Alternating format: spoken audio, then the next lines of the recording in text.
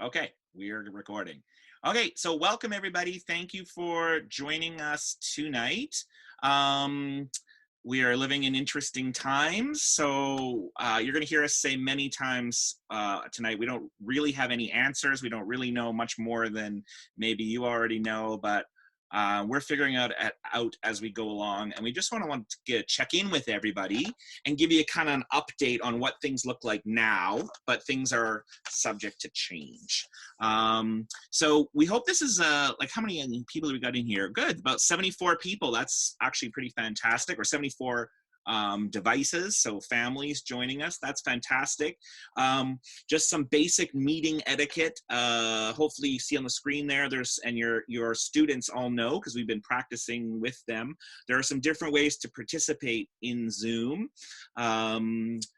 And hopefully you will have questions and want to participate. So your camera is on right now, which is totally fine. If you don't want to have it on, feel free to turn it off if you like. If you want our attention, you can try like waving madly in your living room, but it's probably going to be more effective for you to raise your virtual hand. So there is a way in software to put your hand up that gets our attention, because it pops up on screen and in the participant list. So at any time, if you want to grab our attention and ask a question, please feel free to do that. You can, right now, dangerous privilege for you, you can unmute and mute your own microphone. So at any time, if you wanted to do that to grab our attention, you can try that as well. Or if you raise your hand, we'll see that and just call on you basically and ask you to turn your microphone off or on. But don't forget, if you do try and speak, you need to have it unmuted. Otherwise, we see you speaking, but we can't hear you speak. There's also an online chat box. So if you navigate around the different windows and options, you should see something, depending on if you're on a desktop or on a device like an iPad or phone, different options for finding the chat box. That's a great place that of the three of us here, Petra, Emily, and myself, whoever's not speaking, the others are kind of like watching that. So feel free to use that as a place to put in questions as things come to mind as we're talking, or even just now, you can preload it with things you hope we're going to address or talk about or mention. And we'll keep an eye on that as well and make sure that anything that comes up there that we try and address. If we're talking too fast or too slow, you can also just give us feedback on the fly in there. Yeah, I think that is all I wanted to say. We have I can figure out how to work my own presentation. There we go. We have a short agenda tonight. Hopefully this meeting will not last more than an hour or so. And it's to go over a couple of these points. Petra is going to talk a little bit about what this new normal looks like. And of course, spoiler, it's not normal at all. We're going to talk a little bit about how PLP is kind of positioned to take advantage of these opportunities that have come to us, whether we like them or not. And then we'll share with you some of the information that we've been talking to the kids so far this week. We've met with all of the kids in this format this week already, and we've sort of talked about what going forward school, at least from the PLP side, is going to look like. So we'll share a little bit about what we told them, and then from the parent side, how you can also have a window or an eye into that. And then we'll talk a little bit about sort of what the year is going to look like, or what we think it's going to look like, and how that might affect student performance, grades, things like that. Because I think we're all starting to realize that this probably just isn't like a week-long or 2-week-long extension of spring break. It might be something that's going to last a little bit longer than that. So that's kind of the agenda, but as usual, we are happy to take the meeting in any direction that people want to go in. So again, really would encourage you to use the chat or throw up your hand at any time if you want to us to expand on something or address something different. Okay, so I kind of already mentioned this, but we do encourage us to be participatory, so ask questions, and we've already talked about the different ways you can do that.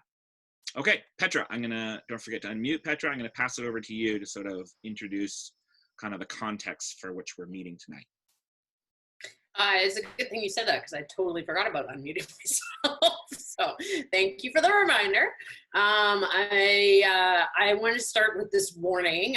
This is from AJ Giuliani, someone we love, who wrote a book called Empower, which really was not about these times, but it's still a good warning for us all.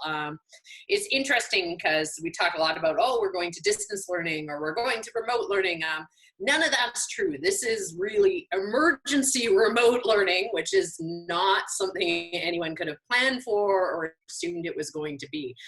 School curriculum was not crafted for those situations, and not even PLP was crafted for those situations.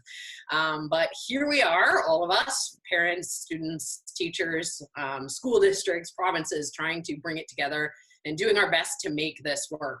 So it will be messy. It's not magical, unfortunately, but we're sorting through it and trying to come to it. So that's really what tonight is all about.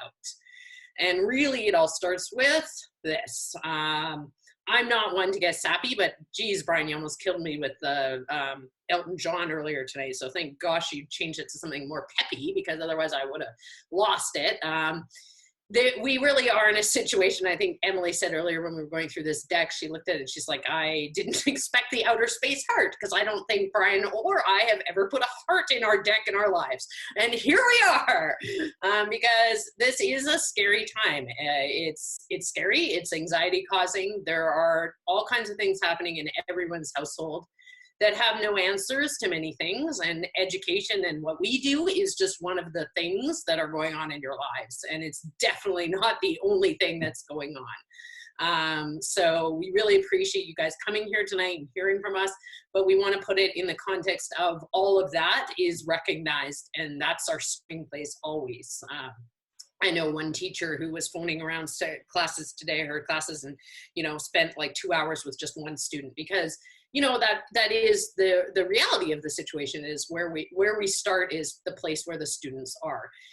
We know you've heard from the ministry, the district, and us, and that's why we really wanted to start with the students right away this week, and have Zoom meetings already with each and every PLP class, so that we got to see the students.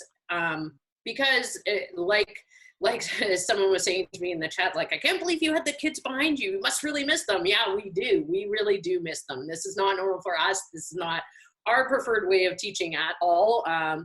We live off the feedback from our students live as well. And we told them today, this is not the normal. So we totally want to start from a place of saying, like, we respect that and recognize that, because the health and the safety of everyone is way more important than all the other things we're going to just jump into right now.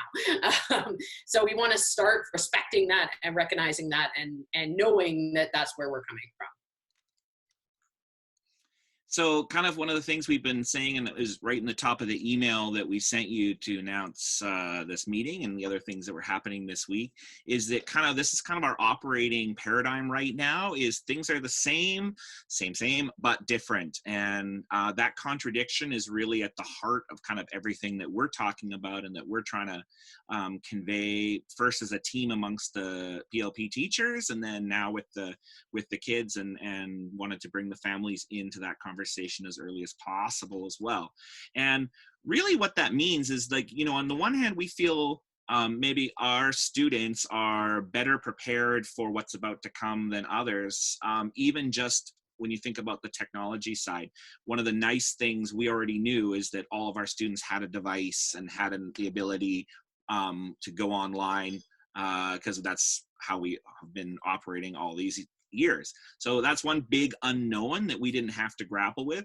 We also know the kids are equipped not just with the iPad and the tech tools, but also hopefully some of those other skills that we've been building, resiliency, creativity, persistence, and now's really the time for them to demonstrate that and to shine.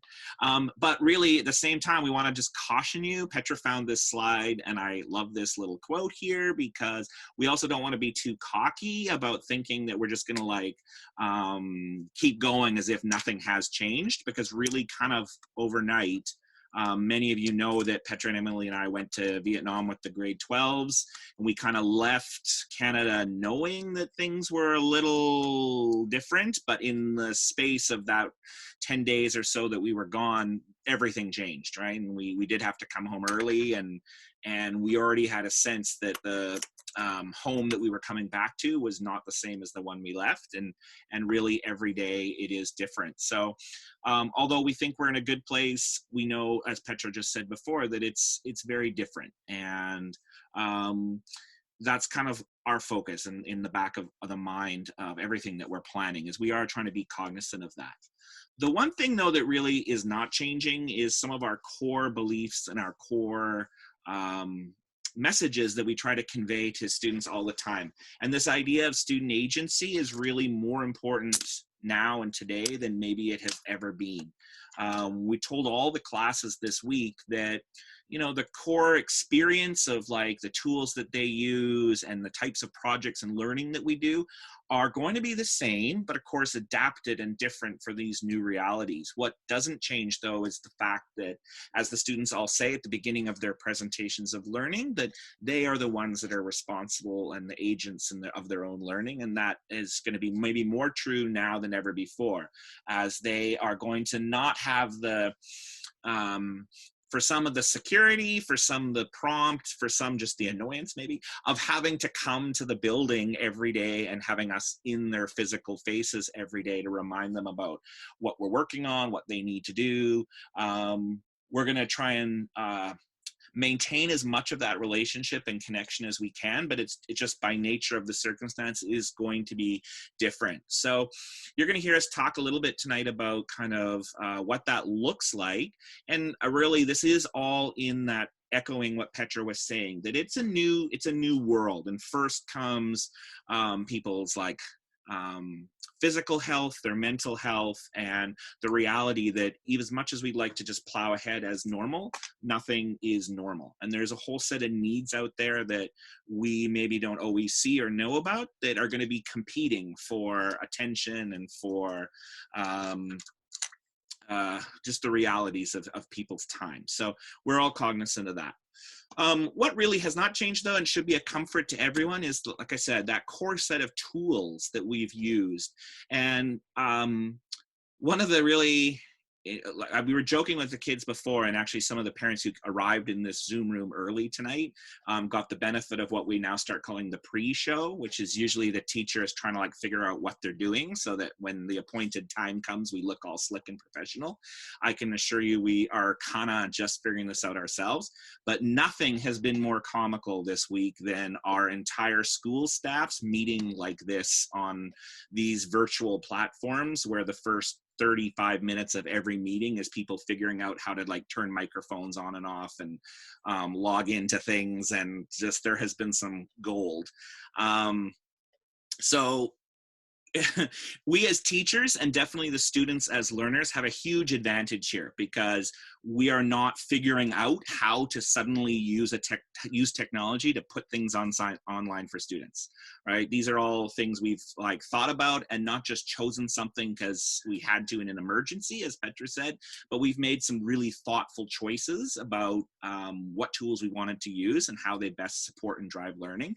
And luckily, all those same decision-making reasons that we chose in the first place are equally true now.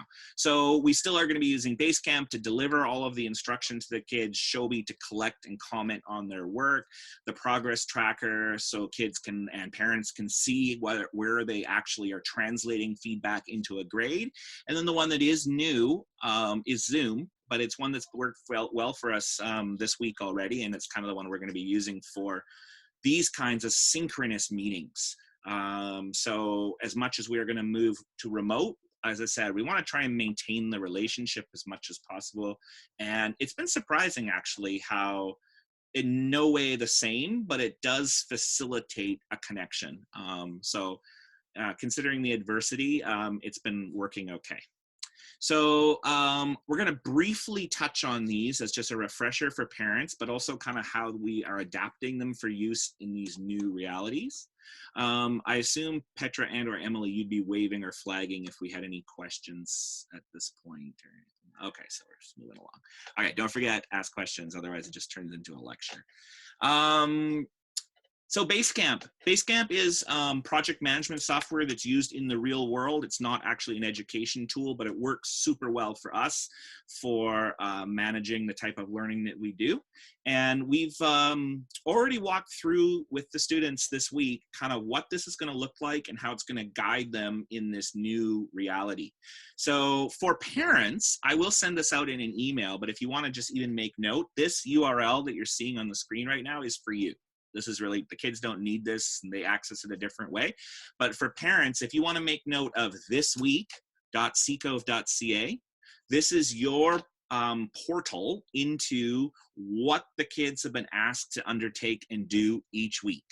So we are not really looking at trying to maintain the sort of block timetable or classes from 8 to 3, or, you know, that those realities are fine for the physical building. And frankly, we even have issues with it in the physical building, but certainly they don't really make sense in this style of learning. So we're thinking more of it a week at a view time for the kids. And what we've created is what we're calling the orders of the week, a document for each grade level that summarizes exactly what the expectations are for the week.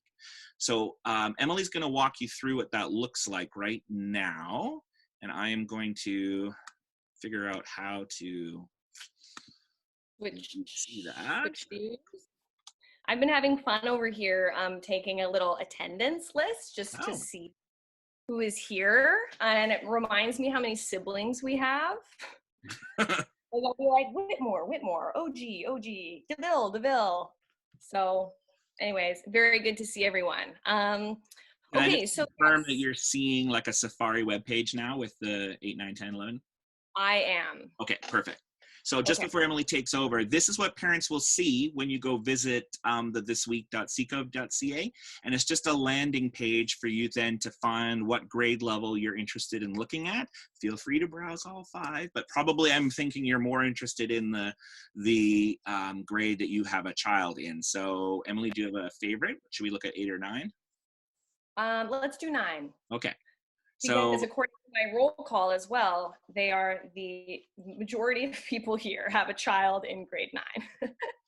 Okay, I'll turn it over to Emily now. Okay. Okay, thanks, Brian. So yeah, once you click on that link, again, thisweek.seacove.ca, and you can click on the grade level of your choice.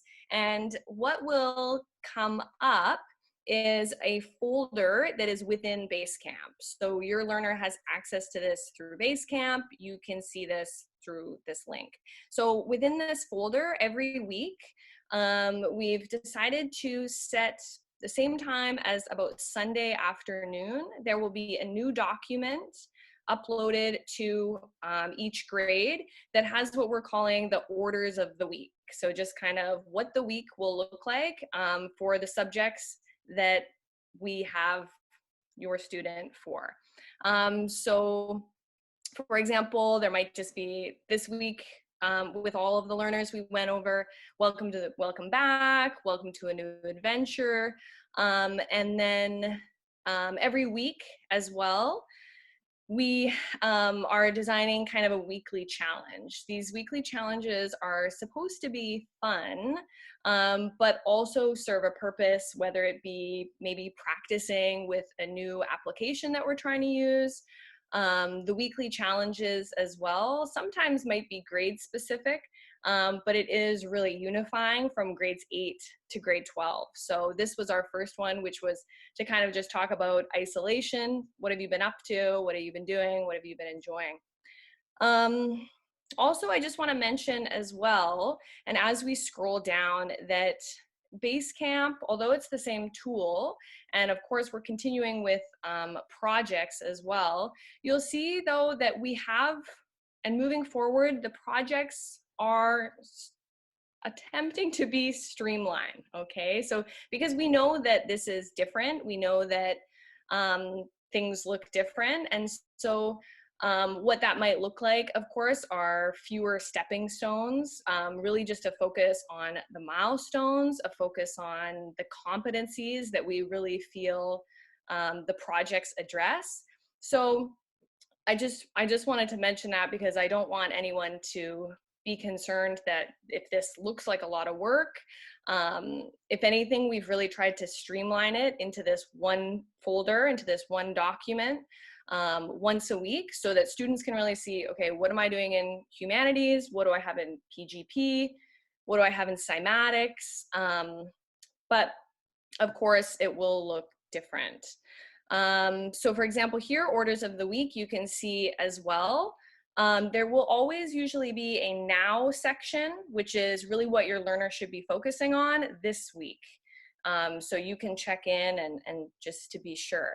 You'll see as well, and Brian scrolled down to Maker, you'll see the looking ahead. So this is really for if you feel, or if your student also feels like they've completed everything for this week and they need to look ahead. This is also if they do want to prepare for what is to come. This week looked a little bit different, of course, because it's Thursday. This document was released to the students on Wednesday and Thursday, but they could also look ahead if they would like to also extend some of their learning, get ahead of the game. You can see what's coming, which is good. And then at the bottom here, very important, is where you'll see this synchronous meeting times. So synchronous, of course, means that we're all together. Synchronous meeting is what we're doing right now. And like Brian briefly mentioned, it isn't going to be school every day 8 to 3. We're really trying to devise probably about maybe 2 synchronous meetings a week, and to communicate that to the students on Sunday. So we've checked in with the grades in terms of, I know some of the older grades are working, trying to come up with the best schedule for each grade level. And yeah, so we just had this one with the 9s, for example, this morning. Wow, was that this morning? It's been a very long day. And then, of course, outside of these synchronous meeting times is what we're referring to as asynchronous. So that just means checking in with us. Of course, the students have their regular avenues that they can contact us through. They can iMessage us. They can talk with us on BaseCamp. And then as well, we want to set up some office hours to just really make us available to the students if they have any questions, any feedback, if anything's unclear.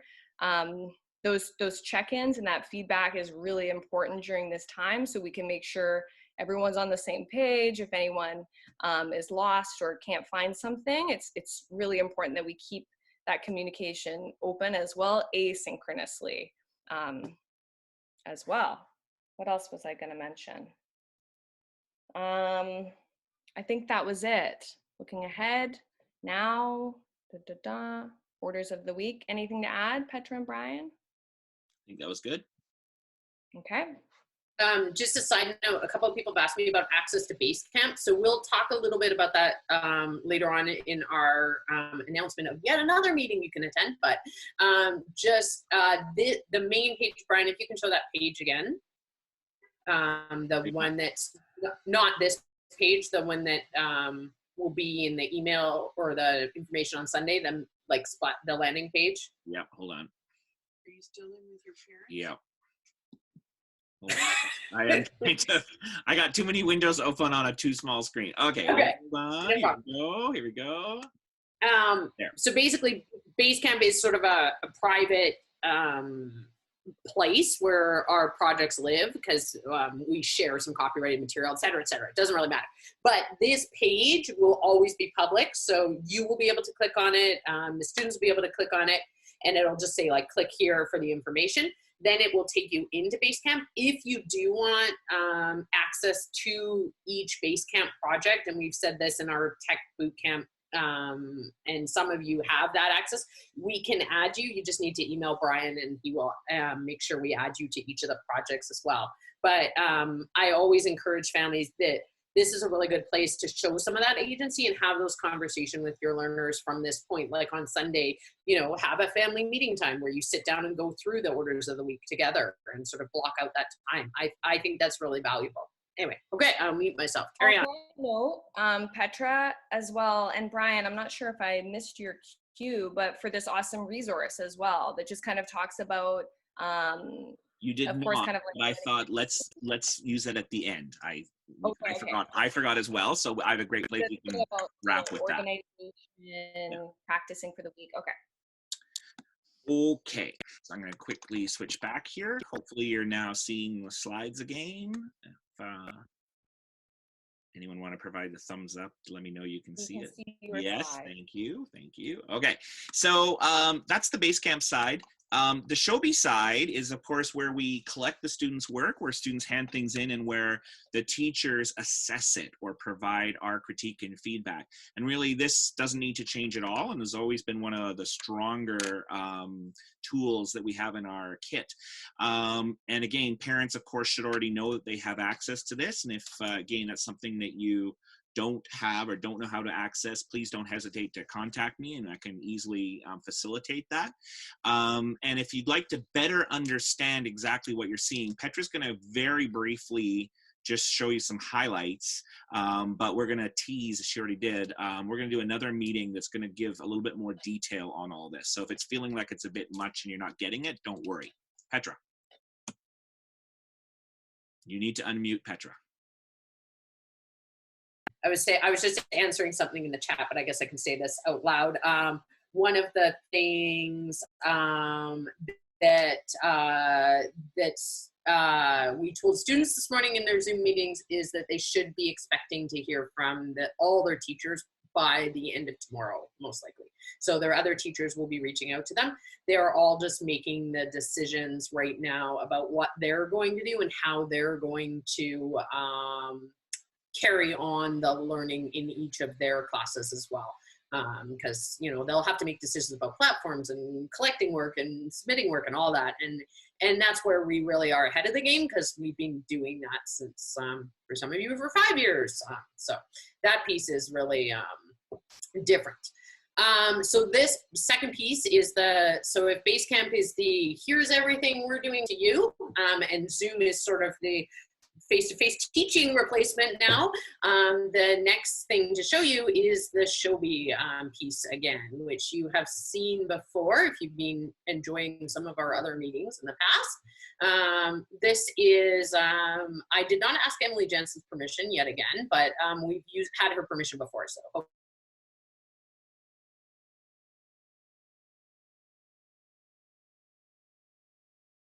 I think we will move on. Let's see. Well, I always tell people I've been trying to get rid of Petra for years, and now finally. So. Okay. Did you hear that? So I always tell people I've been trying to get rid of Petra for years, and now it's finally happening. All right. She said she's going to try and join using LTE on her phone, so we'll see. But yeah.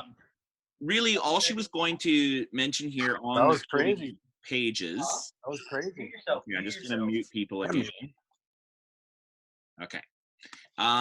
Was the idea that it is the conversation around assessment. So we are going to plan to have another whole meeting about how this all works and what this looks like and how parents should understand it and how we hope that students understand it. This feedback, though, rarely takes the form of grades in the form of numbers or percentages. In fact, probably it never does.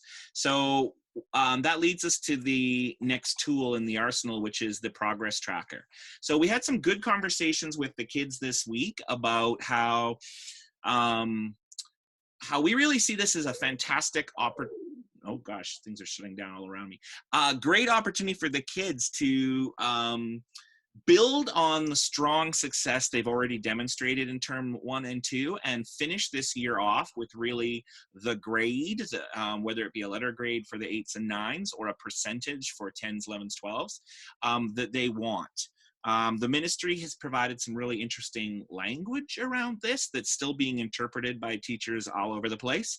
But I mean, none of our learners were in a place that they weren't on track to graduate or weren't on track to already do very well. But what we want to really make sure is that students' goals and their stated ambitions for what they want their end of year mark to be can be that grade. So the progress tracker is where all of the competency performances, in other words, the work that they do, the learning that they've showed us, is recorded, and using a very elaborate algorithm, is turned from that feedback into a letter grade. So if you've never seen it or don't know what I'm talking about, ask your learner to open their progress tracker and show you. Most students have what we're calling Progress Tracker 2.0, which actually has been modified and has a place visible right at the top for them to put what their goal grade is. So we've talked to each of the grades about taking a look at that goal, deciding if they want to revise it, and letting us know what they think that goal is. Because this is the tool that we use to make sure that the student's achievement is actually matching their goal. So I don't want to get too much into that, because we are going to have an entire event where we're going to break that down for you. So this is a bit of a repeat of a webinar that we did earlier in the fall. It's a week tonight. And again, we'll record it. We promised to record it last time, but there were some technical issues with the recording. But if you didn't join us last time, I would really recommend, since now you have nothing else to do, can't go anywhere, to try and join us for this, because it's a little bit more of a leisurely walkthrough of like, how do I know what my child's learning? Taking a closer look at BaseCamp, taking a closer look at the way we lay out the projects, what the project path is. So there actually is something behind the madness that is supposed to be quite intentional. So we try and break that down for parents and for students, and then talk about how the feedback we provide translates into grades. So that is a week tonight, 7 o'clock, same place. Okay, I just quickly pause here. This would be a good time for any questions or anything we can. So Brian, we use Zoom at work, and we have a list of audio call-in numbers if somebody is ever challenged. And I don't know if they're specific to our organization or if there's the same thing. And if there is, will those be shared with students in case, you know, like, since all of us are working from home, for those of us who are lucky enough to work, just wondering if you can speak to that. Yeah, I know we're sort of still navigating that. I don't know if you're aware, but in the last, like yesterday, I think actually, that the ministry's announced that they've purchased a Zoom license for all educators in BC, which is actually kind of interesting, because they have there's a ministerial order right now relaxing the use of all of these online tools, which were governed by all sorts of privacy concerns and protections before. So for the duration of the pandemic, they've basically given teachers the free rein to use what they think they need to meet students' needs. And part of that is the purchase of a Zoom license for all teachers in the province, including apparently promises that the service will be in Canada and greater security and all sorts of details. So long story short, that just happened, and we don't know what that looks like yet, but we're using a free version of the product. So if this version is an enhanced version, it has some of those extra capabilities that we would look to roll out. So it's a long answer. Awesome. No, that's great. Thank you. Yeah. Yeah. Okay, and I did see a hand up.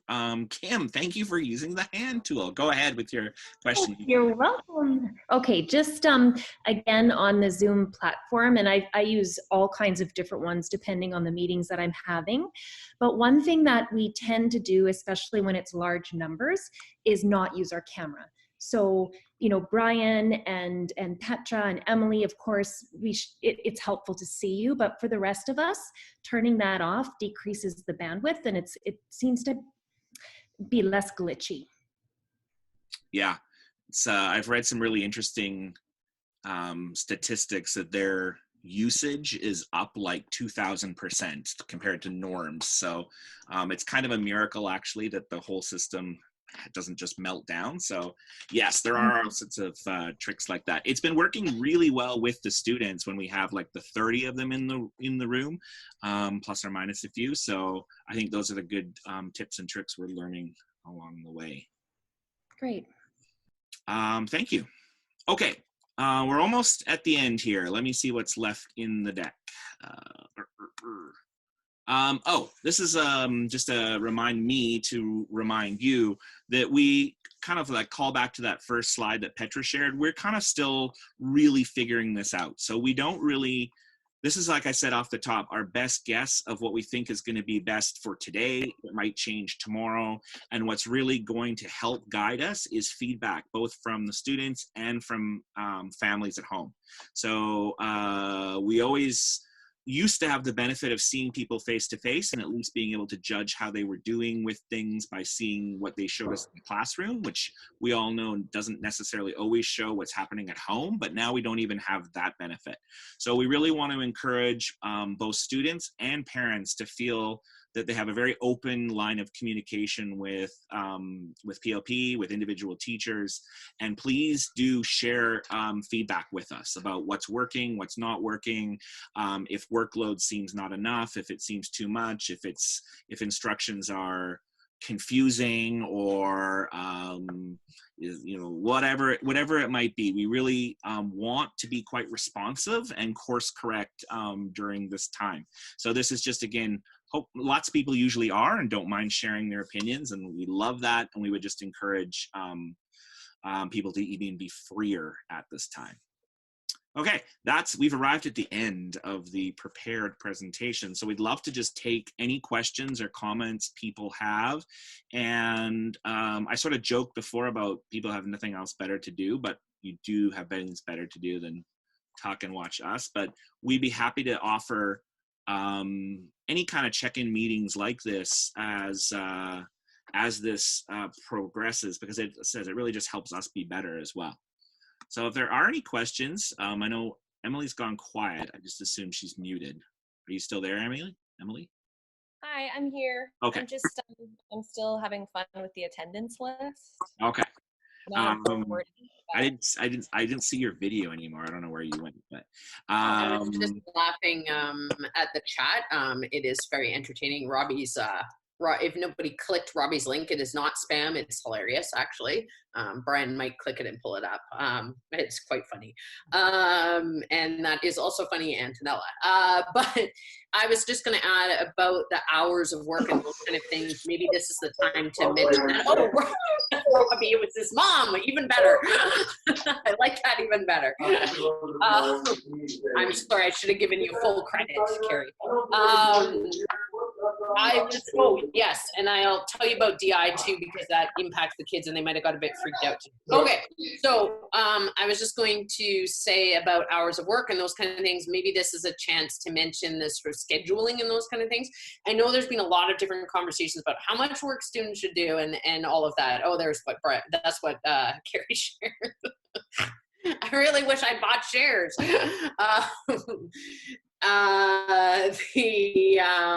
The Scooby Gang was my Saturday morning. What was I saying?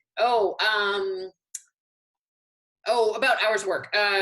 We are only guessing. At my best times teaching, I can only guess. Brian will tell you he will prepare a slide deck for a 70-minute class, and it ends up lasting him like 2 weeks of teaching.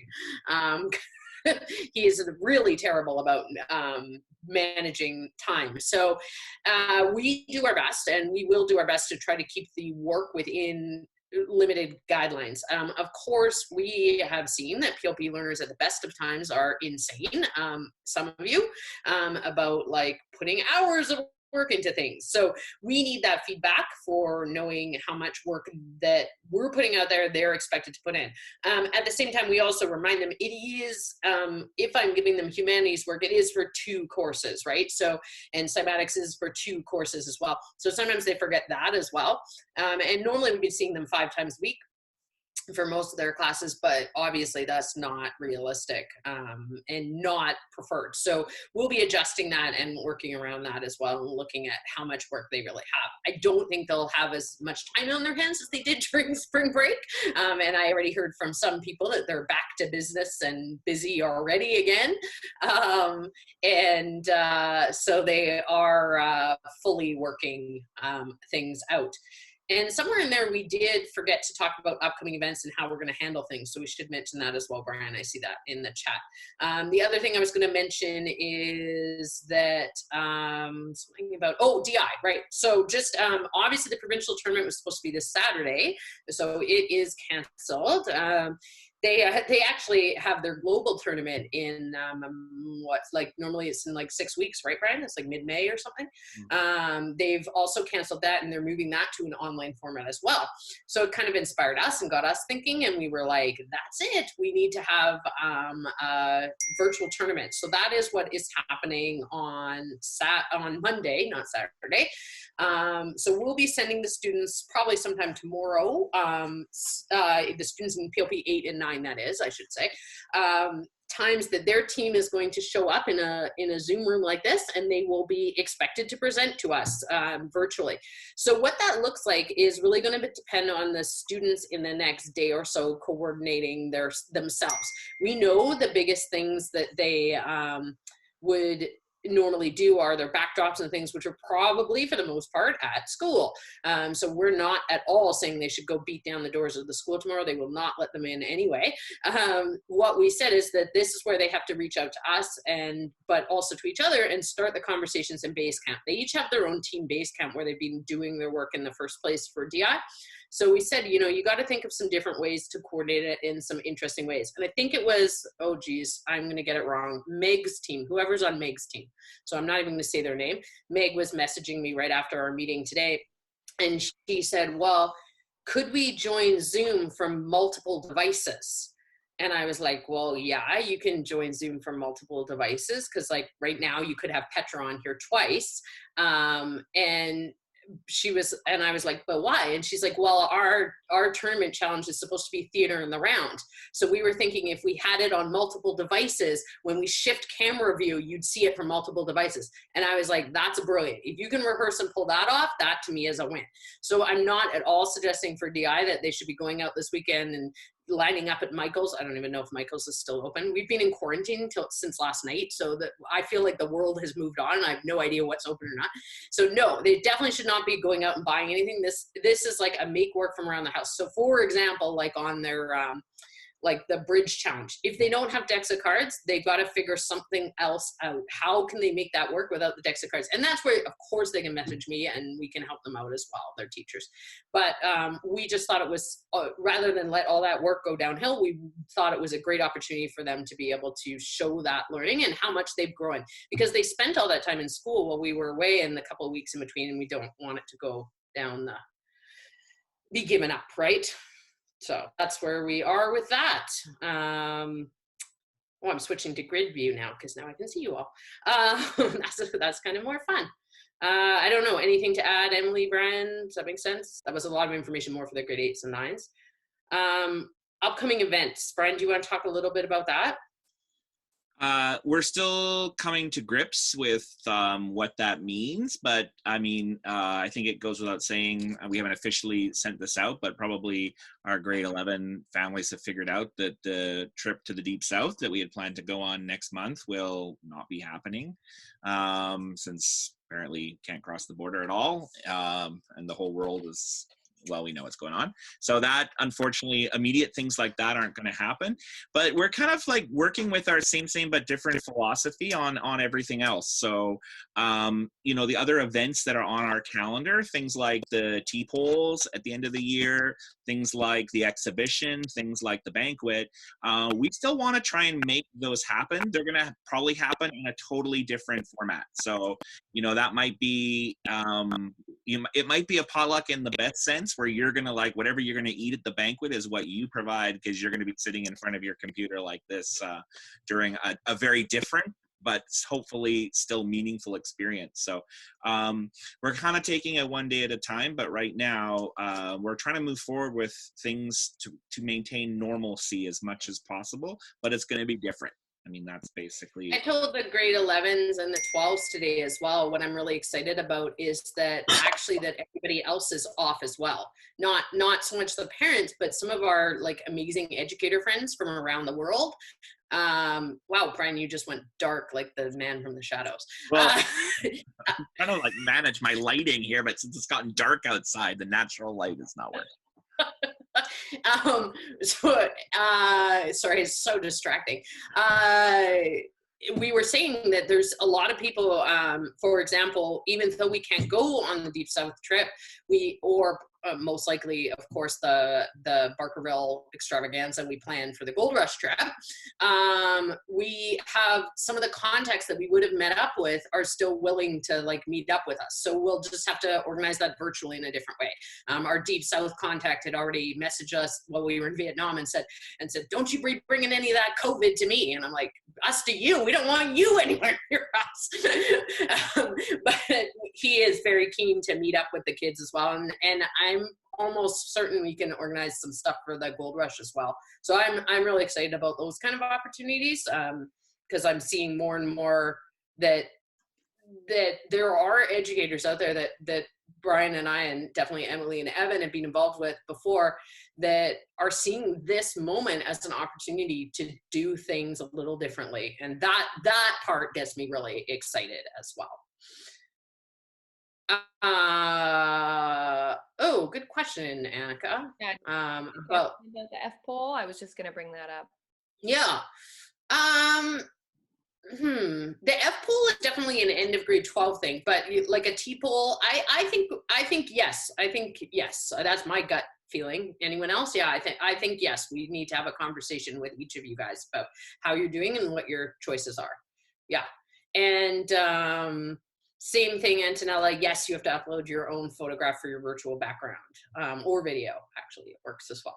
And then, and the banquet and the exhibition, we also talked to the kids about like different ways of doing that. Brian touched on the banquet, but the exhibition, I mean, that's like I said, another opportunity where like people who maybe couldn't normally have come to Seacove, if we do something that's virtual online, they can join it from different places. We could get real true experts that from anywhere really to join in, which is a really exciting idea, even if they can't build and take over the gym the way we might have in the past.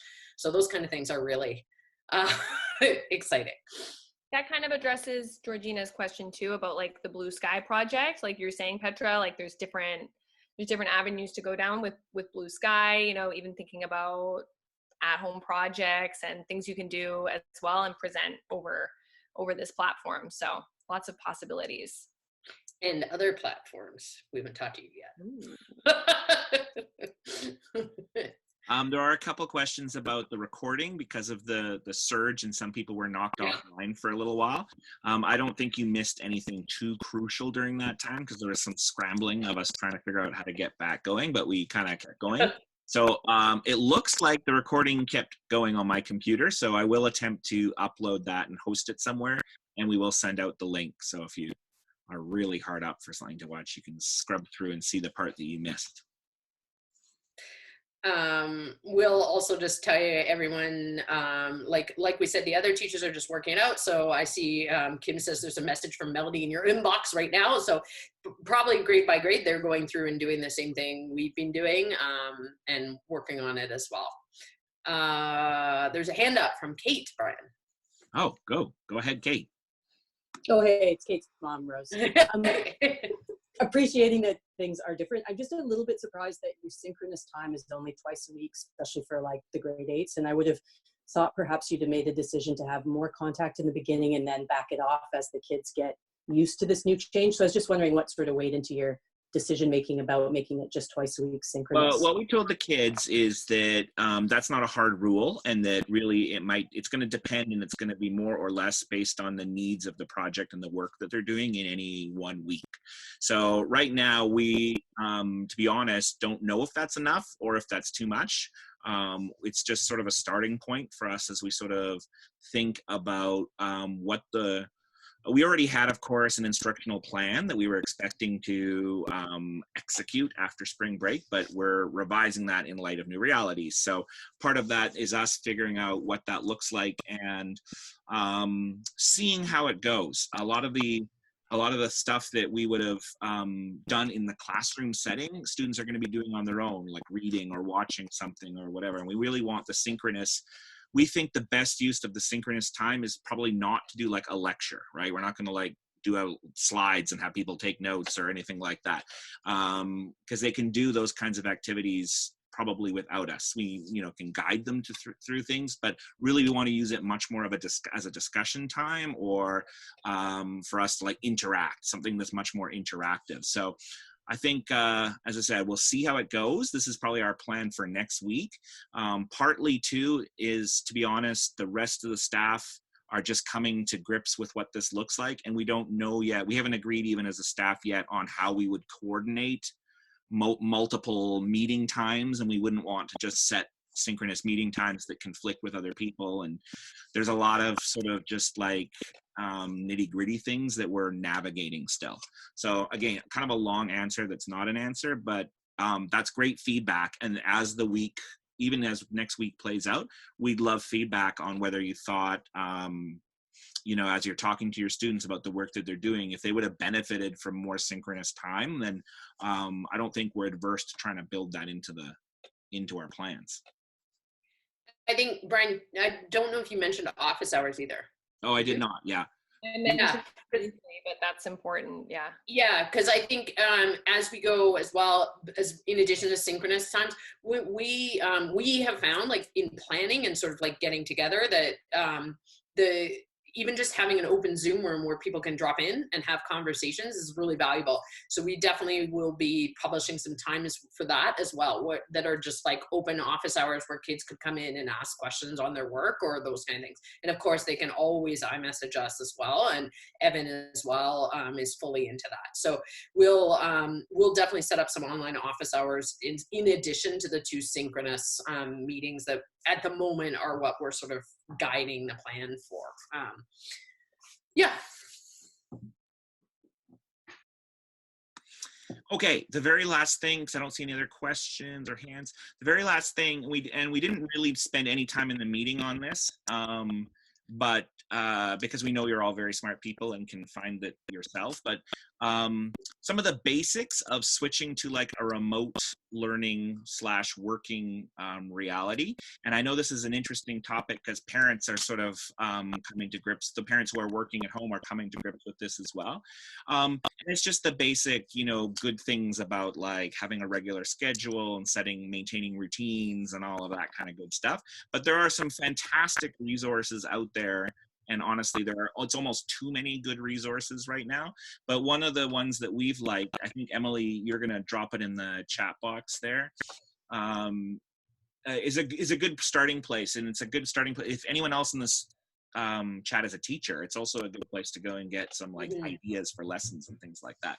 So it's a US-based thing, but it's a consortium basically of all sorts of learning organizations and companies that provide learning things, and you can sort it by grade level. But there's one little article there on learning at home, and we think it actually is a good starting point and probably something that we'd recommend parents and families have as a conversation about like what is, especially because we've sort of had this soft transition from spring break to school again.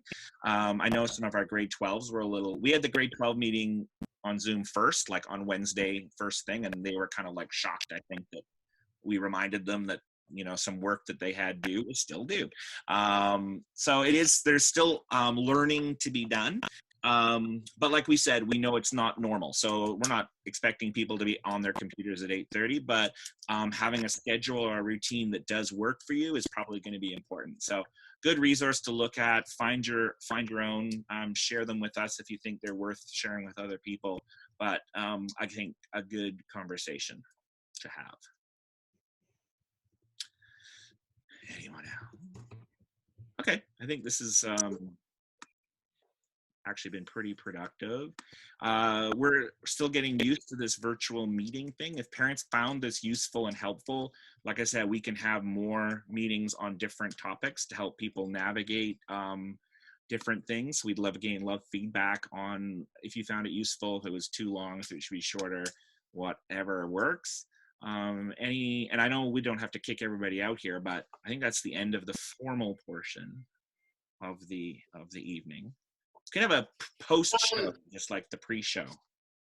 So yeah, feel free to leave. I'm just going to answer a couple of questions that came up, Brian. It's just easier to verbally answer them, but you guys can definitely leave if you need to. Don't feel held to be here.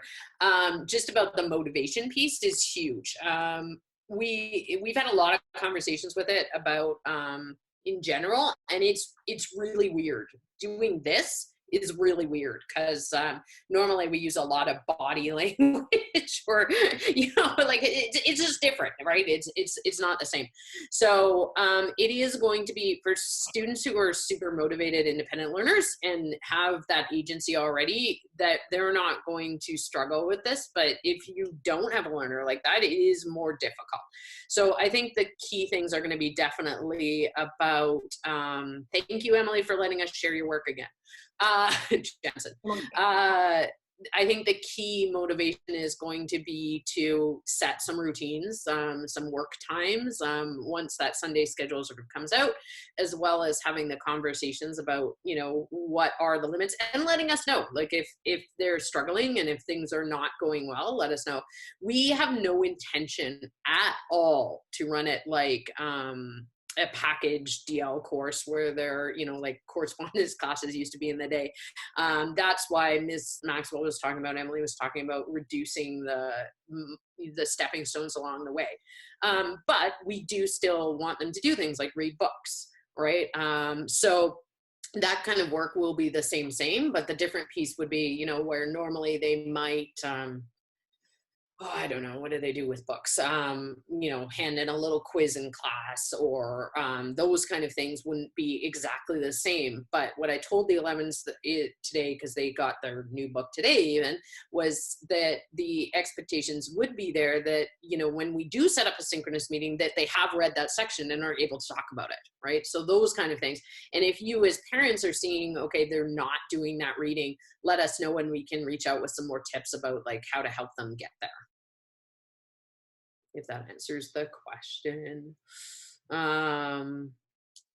Yeah. Because you know, it is about their engagement, and I think we've tried to pare it down to the things that we think will engage them the most, right? And I think the content and the stuff that's left will be the engaging pieces. And that's the hope of PBL. We used to say, I often tell the story in recruiting meetings, and like I said, we're rambling now, so you can definitely leave at any time. But the first time Brian and I went to High Tech High in San Diego, and we were standing there on the lawn. Brian, you know this story. Probably some of the parents could tell it along with me. That we were out on the lawn with our students, and a teacher came along and asked us, oh, do you need some help? Or are you lost or something? And we're like, no, we're just discussing your school and how amazing we think it is.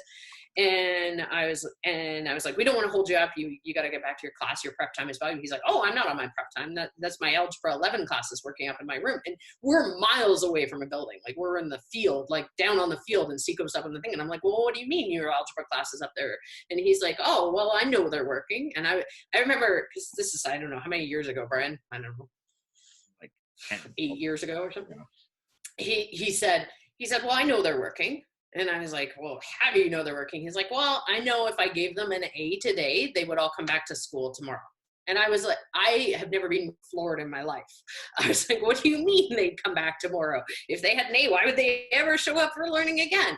And he was like, no, because they really are engaged and understand that it is about the learning, and that it's helping them be better people, better human beings, and furthering their future. And when Brian and I and Emily and Evan first met after all of this happened, I realized, damn it, they're really testing that we are putting our money where our mouths are. So it is really a situation where the learners are really, it is is on them to want to learn. And hopefully that's what we're providing. We'll see. Ask me again on June 29th.